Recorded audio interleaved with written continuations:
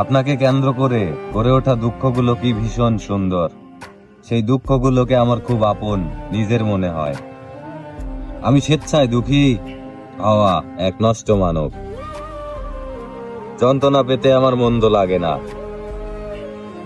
আমি সর্বদাই এসব কিছুতেই সীমাবদ্ধ থাকি।